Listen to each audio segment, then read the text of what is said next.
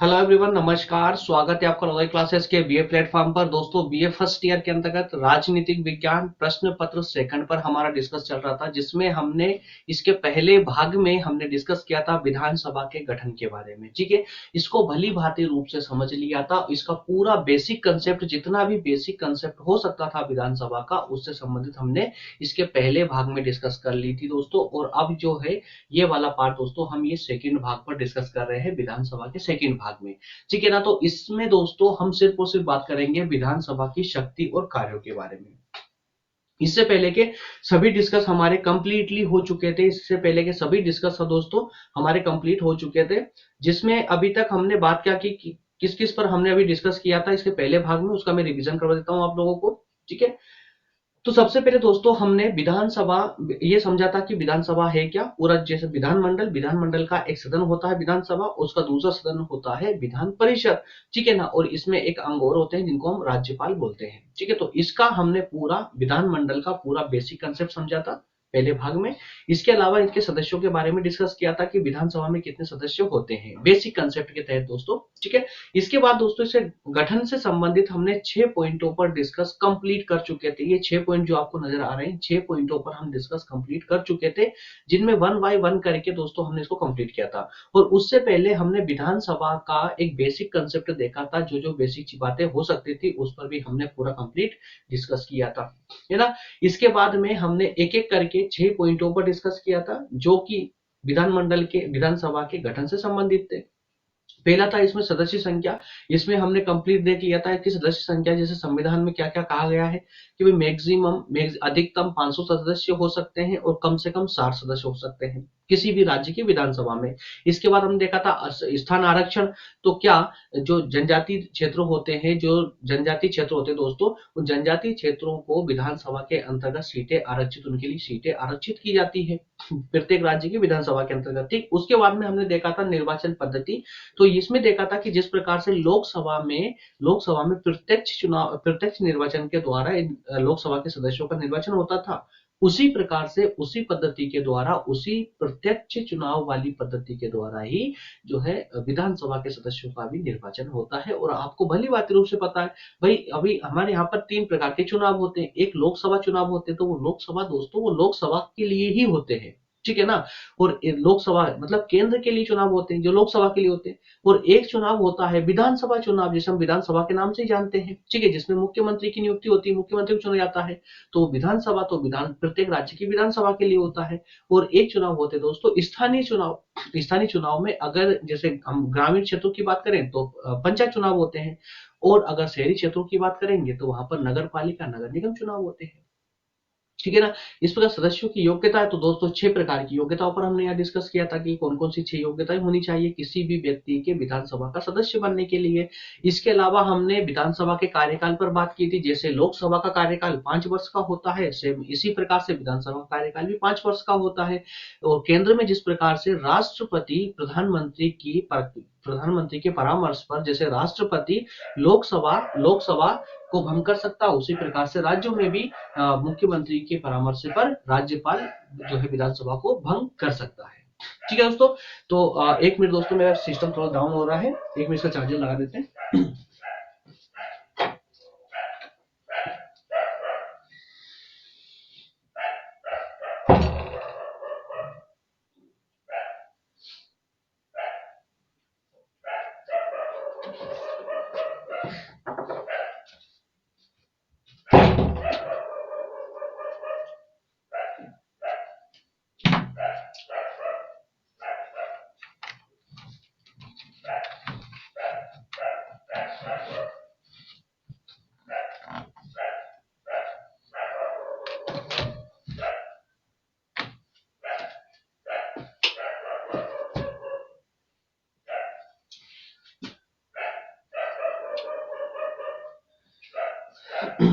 Okay दोस्त, तो इस प्रकार से लास्ट पॉइंट में हमने देखा था पदाधिकारियों के बारे में समझा था कि जैसे लोकसभा में भी एक अध्यक्ष और एक उपाध्यक्ष होते हैं, उसी प्रकार से विधानसभा में भी एक अध्यक्ष और एक उपाध्यक्ष होता है। ठीक है, जिनकी नियुक्ति उनके अंदर से ही की जाती है। ठीक है। चलिए दोस्तों, इसको शुरुआत करते हैं। अब आज का सेशन हमारा होगा विधानसभा के कार्य एवं शक्तियों से संबंधित, जिसके अंतर्गत हम अब बात करेंगे विधानसभा के 6 प्रकार की शक्तियों से संबंध में 6 प्रकार के कार्य, कौन कौन से शक्तियां और कौन कौन से कार्य विधानसभा को करने होते हैं, कौन कौन से अधिकार इनको प्राप्त है। ठीक है। तो दोस्तों, इसमें सबसे पहले हम बात करेंगे विधायी शक्तियों के बारे में। विधायी शक्तियों के बारे में दोस्तों, आपको मालूम है मैं ज्यादा इसमें एक्सप्लेन क्यों नहीं कर रहा हूं, क्योंकि सेम कंसेप्ट है, सेम टॉपिक है, जैसा हमने लोकसभा में पढ़ा था सेम टू सेम है दोस्तों। लोकसभा में इनको पढ़ा, ये सभी विधायी शक्ति, वित्तीय शक्ति, संविधान में संशोधन की शक्ति या प्रशासनिक शक्ति, इन सब शक्तियों पर हम लोकसभा में भी चर्चा कर चुके हैं और विधानसभा राज्यसभा में भी चर्चा कर चुके हैं। ये थर्ड टाइम है हमारा इस पर चर्चा करने का, इसलिए मैं ज्यादा इसमें एक्सप्लेन नहीं कर रहा हूं। दोस्तों, अगर आप सीरीज वाइज पूरे लेक्चर को फॉलो करते हैं ना, तो आपको 100% 100% समझ आता है, आती है सब चीजें, बिल्कुल भी आपको कहीं से कहीं तक कोई डाउट होता ही नहीं है। ठीक है। वह शर्त ये है कि अगर आप कंटिन्यूअसली सीरीज वाइज अगर फॉलो करते हैं, लेक्चर वाइज फॉलो करते हैं तो। ठीक है। चलिए, फिर भी हम डिस्कस करेंगे दोस्तों, आज के लेक्चर में डिस्कस करेंगे, भले ही पहले हम कर चुके हैं लेकिन आज भी करेंगे। तो सबसे पहले देखेंगे यहाँ पर विधायी शक्ति के बारे में, फिर देखेंगे वित्तीय शक्तियों के बारे में, प्रशासनिक शक्ति, संविधान में संशोधन की क्या शक्ति इनको, और निर्वाचन संबंधी शक्ति, कौन कौन सी 5 प्रकार की शक्तियां हैं, इस पर एक एक करके अब डिस्कस इसमें करना शुरू करते हैं। दोस्तों, सबसे पहले हम बात करेंगे विधायी शक्तियों के बारे में। तो विधायी शक्तियां होती क्या है, जिनको नहीं पता, जो पहली बार समझ रहे हैं, सुन रहे हैं इस लेक्चर को, पहली बार ही विधायी शक्तियों के बारे में देख रहे हैं, तो उनको मैं बता दूं।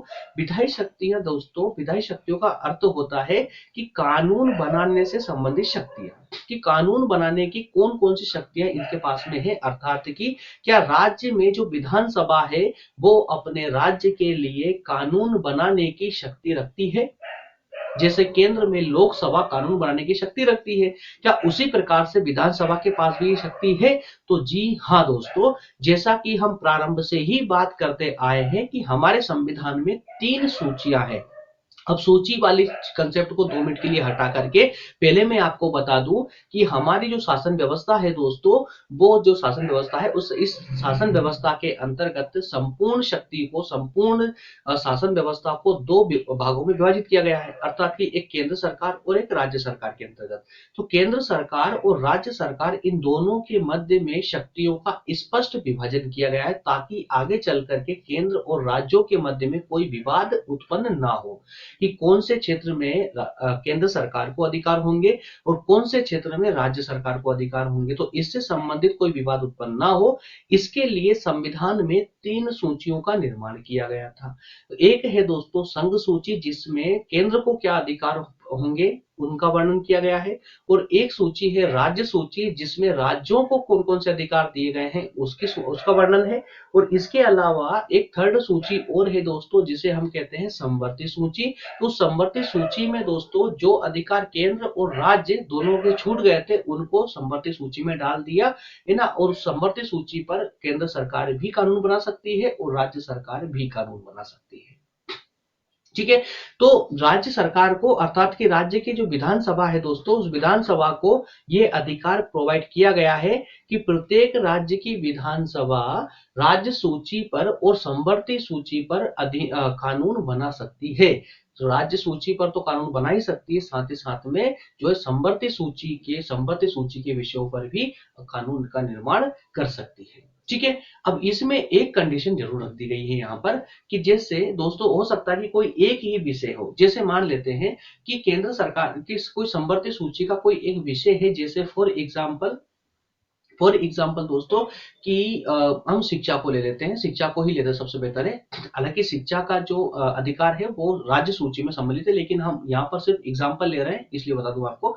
मान लेते हैं कि शिक्षा का अधिकार समवर्ती सूची के अंतर्गत रख दिया गया है। ठीक है। तो अब समवर्ती सूची में ये अधिकार रख देने से क्या होगा कि अब संघ सरकार को, अर्थात कि केंद्र सरकार को और राज्य सरकार दोनों को ये अधिकार मिल जाएगा कि वो दोनों इस पर कानून बना सकती है। ठीक है। तो अब मान लेते हैं दोस्तों कि केंद्र सरकार ने समवर्ती सूची में जो शिक्षा का विषय पड़ा हुआ था उस पर एक कानून बना दिया। ठीक है। अब उसके बाद में किसी भी राज्य की विधानसभा ने भी उसी पर एक कानून बना दिया, लेकिन अब हुआ क्या कि दोनों में टकराव की स्थिति उत्पन्न हो गई। किसमें? केंद्र सरकार के अधिनियम में, कानून में, और राज्य सरकार के कानून में, दोनों में टकराव की स्थिति उत्पन्न हो गई। तो अब जब टकराव की स्थिति होगी दोस्तों, तो यहाँ पर केंद्र सरकार का कानून ही मान्य होगा, वो राज्य सरकार का कानून मान्य नहीं होगा। ठीक है। टकराव की स्थिति में, केंद्र सरकार और राज्य सरकार के कानून की टकराव की स्थिति में। क्लियर हुआ दोस्तों, है ना? तो इसी को हम दोस्तों जानते हैं विधायी शक्तियों के नाम से। बाकी स्लाइड में पूरा डिटेल में लिखा गया है, इसको आप पढ़कर समझ लीजिएगा। ठीक है। नेक्स्ट है वित्तीय शक्ति। दोस्तों वित्तीय शक्ति क्या होती है भाई? वित्तीय शक्ति अर्थात मैं आपको हर लेक्चर में बोलता आया हूं, जब जब ये वित्तीय शब्द आया है हमारे सामने तब तब हमने इस पर डिस्कस किया है। वित्तीय शक्तियां अर्थात ये कि धन से संबंधित जो भी अधिनियम होते हैं, कानून होते हैं, क्या धन से संबंधित या संपत्ति से संबंधित कोई कानून बनाने का अधिकार क्या राज्य सरकार को है? कर से संबंधित हो सकता है, इसमें उद्योगों से संबंधित हो सकता है, मतलब प्रत्येक प्रकार जिससे कि कुछ धन, कुछ संपत्ति राज्य सरकार को प्राप्त हो या राज्य सरकार के पास से जाए, ऐसे कुछ अधिनियम क्या राज्य सरकार की जो विधानसभा है, क्या विधानसभा इस प्रकार के अधिनियमों का निर्माण कर सकती है? तो दोस्तों जी हाँ, बिल्कुल कर सकती है, बिल्कुल कर सकती है। क्यों कर सकती है? क्योंकि इसी उद्देश्य से तो हमारे संविधान निर्माताओं ने 3 सूचियों का निर्माण किया था, केंद्र सूची अर्थात संघ सूची, राज्य सूची और समवर्ती सूची। ठीक है। तो राज्य सूची में भी ऐसे विषयों को रखा गया था जिन विषयों पर वो अपना बिल्कुल निश्चित होकर कानून बना सकती है। ठीक है। तो दोस्तों विधानसभा को राज्य के वित्त पर पूर्ण, राज्य का जो जितना वित्त होता है, जो संपत्ति होती है राज्य की, उस पर पूरा नियंत्रण होता है। तो राज्य में जैसे केंद्र में जब दोस्तों हम बात करते हैं, तो केंद्र में पूरे देश की संपत्ति पर किसका नियंत्रण होता है? लोकसभा का नियंत्रण होता है। उसी प्रकार से राज्यों में विधानसभा का पूरा नियंत्रण होता है, राज्य की संपत्ति पर राज्य की विधानसभाओं का नियंत्रण होता है। ठीक है ना? तो जैसे आय व्यय का वार्षिक लेखा जोखा, मतलब अर्थात की बजट, बजट विधानसभा से ही स्वीकृति मिलती है बजट को, है ना? तो बजट जैसे केंद्र में भी बजट लोकसभा के द्वारा पारित होता है, उसी प्रकार से केंद्र राज्यों में भी दोस्तों विधानसभा से ही पारित होता है, उसको स्वीकृति होती है। ठीक है ना? विधानमंडल से विनियोग विधेयक पास होने पर ही सरकार संचित निधि से वे, मतलब वे के लिए धन निकाल सकती है। तो दोस्तों जो भी सरकार, किसी भी दल की सरकार होगी, अब देखिए यहाँ पर आप सरकार को ही विधानसभा मत समझिए, सरकार को ही विधानसभा मत समझिए, और केंद्र में भी सरकार को ही लोकसभा मत समझिए। मैंने लोकसभा की आपको पिक्चर भी दिखाई थी। लोकसभा में कई सारी सीटें होती है, उनमें से बस ये है कि जिसकी ज्यादा सीटें होगी उसकी सरकार बन जाती है। लेकिन लोकसभा में और भी दल होते हैं, और भी अन्य दलों के सदस्य भी होते हैं, इस बात को विशेष याद रखेंगे आप लोग, है ना? तो उसी प्रकार से इसका मतलब ये नहीं होता है दोस्तों कि देखिए विधानसभा में कोई जो भी, किसी भी दल की सरकार हो सकती है, उस दल की जो सरकार है, उस सरकार को अपने खर्च के लिए जो धन चाहिए होता है, जो व्यय की आवश्यकता होती है, उस व्यय को निकालने से पहले एक आवेदन लगाया जाता है। उस आवेदन का नाम होता है विनियोग विधेयक। क्या नाम होता है? विनियोग विधेयक। ठीक है ना? तो विनियोग विधेयक काय के लिए प्रस्तुत किया जाता है? विधानसभा में प्रस्तुत किया जाता है खर्च के लिए, पैसा प्राप्त करने के लिए। और कौन इस विधेयक को जो है प्रस्तुत करते हैं विधानसभा में? तो वो सरकार प्रस्तुत करती है। ठीक है। ताकि संचित निधि से धन निकाला जा सके। ठीक है। नेक्स्ट है प्रशासनिक शक्ति। तो दोस्तों प्रशासनिक क्षेत्र में विधानसभा को कौन कौन से अधिकार प्राप्त है? तो इससे संबंधित अगर बात करें तो संविधान के द्वारा राज्य के क्षेत्र में भी संस्थात्मक व्यवस्था स्थापित की जाने के कारण राज्य का मंत्रिमंडल अपनी नीति कार्यों के लिए विधानमंडल या विधानसभा के प्रति उत्तरदायी होता है। समझिए इसको, व्यवहारिक रूप से समझिए इसे। संविधान ने जैसा कि केंद्र में संसदीय शासन व्यवस्था को अपनाया है, वही सेम फॉर्मेट आपको राज्य की सरकार में भी देखने को मिलता है। राज्य में भी संसदीय शासन व्यवस्था को ही अपनाया गया है ना? क्योंकि जिस प्रकार से दोस्तों 3 अंग हमें केंद्र सरकार के अंतर्गत देखने को मिलते हैं, वही 3 अंग हमें राज्य सरकार में भी देखने को मिलते हैं, सिर्फ नाम परिवर्तित कर दिए गए हैं। तो उसी प्रकार से दोस्तों केंद्र में जो पूरा मंत्रिमंडल होता है, जो मंत्रिमंडल मिलकर अपनी सरकार बनाता है, वो पूरा मंत्रिमंडल सामूहिक रूप से लोकसभा के प्रति उत्तरदायी होता है। कहा? केंद्र सरकार में। उसी प्रकार से राज्यों में भी जो मंत्रिमंडल होता है, जो अपनी सरकार बनाता है, वो भी सामूहिक रूप से विधानसभा के प्रति उत्तरदायी होता है ना। तो दोस्तों विधानसभा उन मंत्रियों से सवाल सवाल प्रश्न करके या उनकी आलोचना करके, उनके कार्यों की, सरकार के कार्यों की आलोचना करके या अविश्वास का प्रस्ताव पारित करके भी कार्यपालिका पर नियंत्रण स्थापित करती है। अब कार्यपालिका और मंत्रिमंडल का क्या संबंध है? तो मेरे प्यारे दोस्तों, कार्यपालिका पर मंत्रिमंडल का ही अधिकार होता है, मंत्रिमंडल ही कार्यपालिका को संचालित करती है।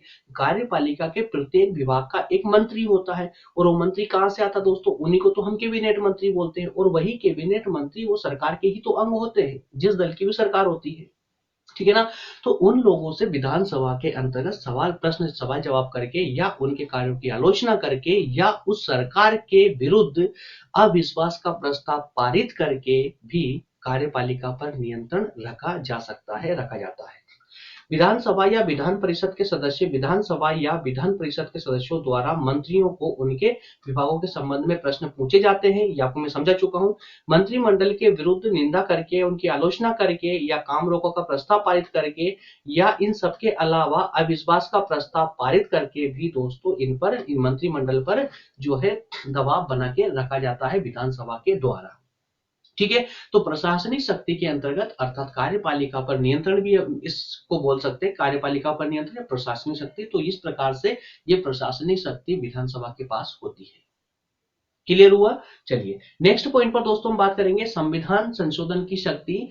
क्या जिस प्रकार से लोकसभा के पास में संविधान संशोधन की शक्ति प्राप्त है, क्या उसी प्रकार की कुछ शक्तियां विधानसभा के पास भी है? अभी तक हमने बहुत अच्छे से देखा था कि हाँ, लोकसभा के पास भी शक्ति है संशोधन करने की, राज्यसभा के पास भी है। तो क्या अब राज्यों की विधानसभा के पास भी संविधान में संशोधन करने की शक्ति है? तो दोस्तों जरा आ जाइए, इसको भी समझिए, इसको अच्छे से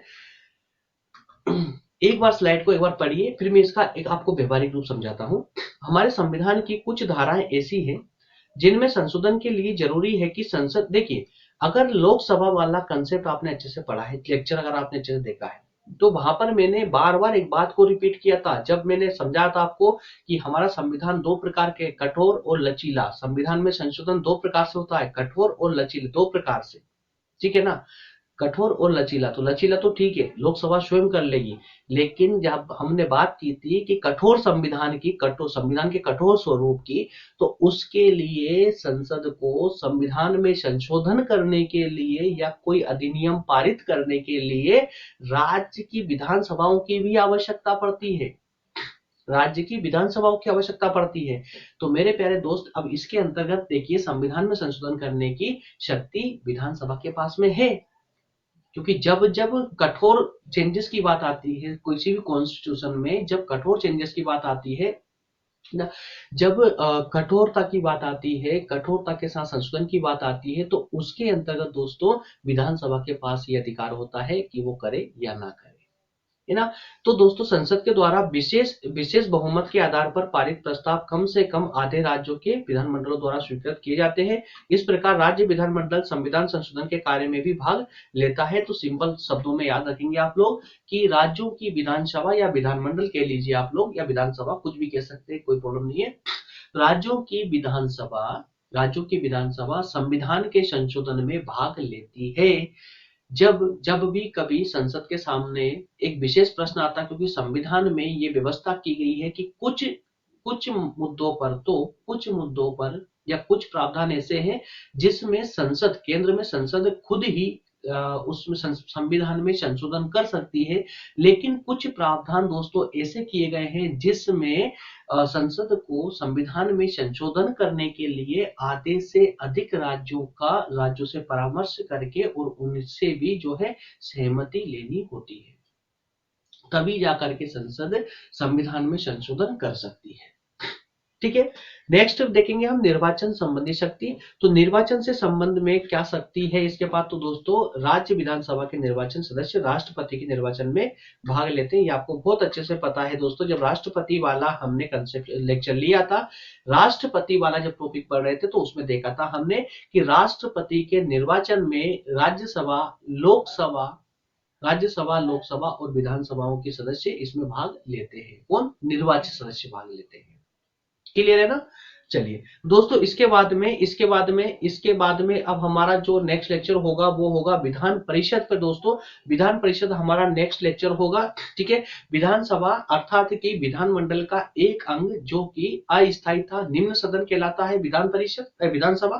ठीक है, जैसे केंद्र में लोकसभा निम्न सदन है, राज्यसभा उच्च सदन था, उसी प्रकार से विधानमंडल में, राज्यों के विधानमंडल में विधानसभा एक निम्न सदन है और विधान परिषद उच्च सदन होगा। ठीक है, तो अब ये दोस्तों हमारा निम्न सदन कंप्लीट हो चुका है। अब नेक्स्ट लेक्चर हमारा विधान परिषद पर होगा जो कि विधानमंडल का उच्च सदन कहलाता है, जो स्थायी सदन कहलाता है। ठीक है, मिलते हैं बहुत जल्दी दोस्तों नेक्स्ट सेशन में, जिसमें हम विधान परिषद पर चर्चा करेंगे। ठीक है दोस्तों, व्हाट्सएप नंबर आप अपने डाउट क्लियर करने के लिए हमारे साथ व्हाट्सएप पे जुड़ सकते हैं। इसके अलावा टेलीग्राम पर लोधाजी क्लासेस नाम से ग्रुप आपको मिल जाएगा, जहां से आप हमारे सभी क्लास नोट्स को डाउनलोड करके अपनी स्टडी को और बेहतर बना सकते हैं। ठीक है दोस्तों, मिलते हैं नेक्स्ट सेशन में, तब तक के लिए आप सभी का बहुत बहुत धन्यवाद।